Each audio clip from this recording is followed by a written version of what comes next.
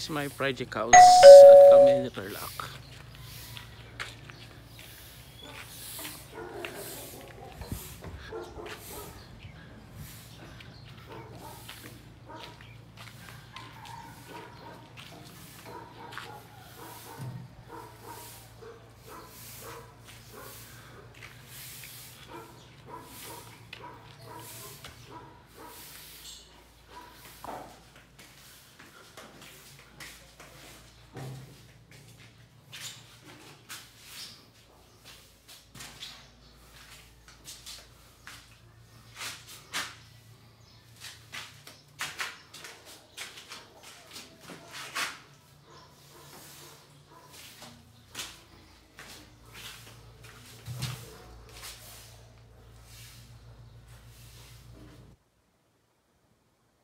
So ito yung first na development. Nag-open ng pinto sa likod para magkaroon ng air pocket.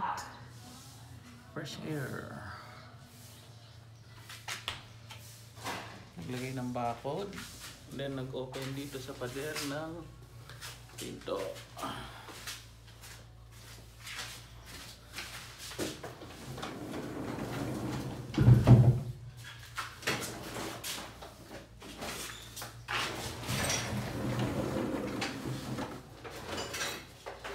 So next project is yung CR.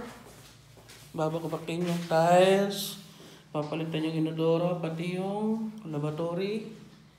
Ito na yung nabiling lavatory at water closet. At ito naman yung gagamitin na tiles.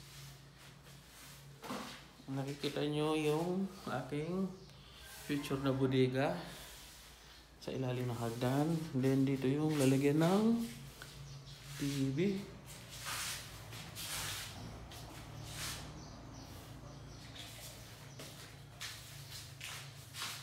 Then meron tayong switch natin para makita.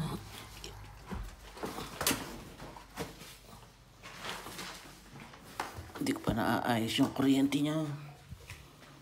Tarang, tarang. So gumawa tayo ng automatic na ilaw sa ating hagdan.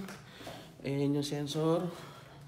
Pag-apak mo, oh, di pa nakasindi ang kuryente. Yeah. Okay.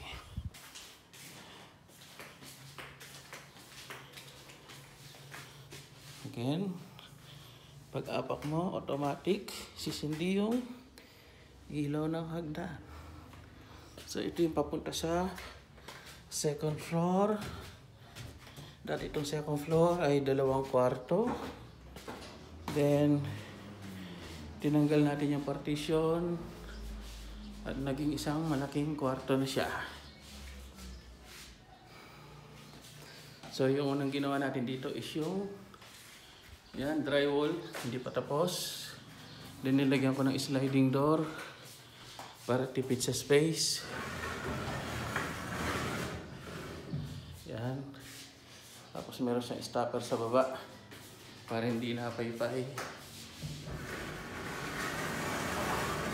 Then next project dito is yung kisame. So mag-umpisa ngayong araw, magkikisame na sila. Then papalit tayo ng bintana, sliding. Ito, in the future magiging pinto ito. Magkakaroon tayo ng CR sa taas. Then magkakaroon ng pinto dyan papunta sa yan, magiging slab yan, magiging terrace hanggang dito sa harapan. Yan, magiging terrace yung baba hanggang dun sa poste ng gate. Yan, looking forward tayo sa mga upgrades sa ating Camellia project house.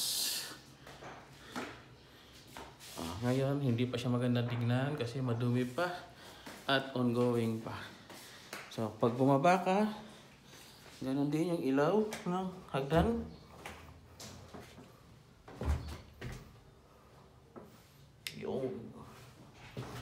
CCT automatic.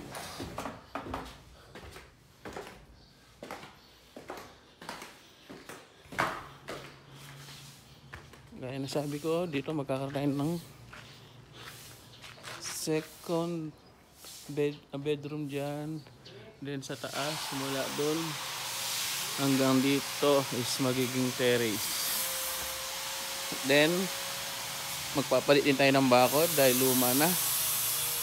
At say hi to Rio, ang aming e-golf car na dependable. Lagi namin sinasakyan mula sa phase 3 papunta rito.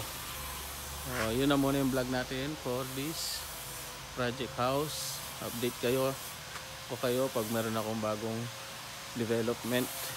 Unfortunately, aalis ako papuntang Indonesia next week.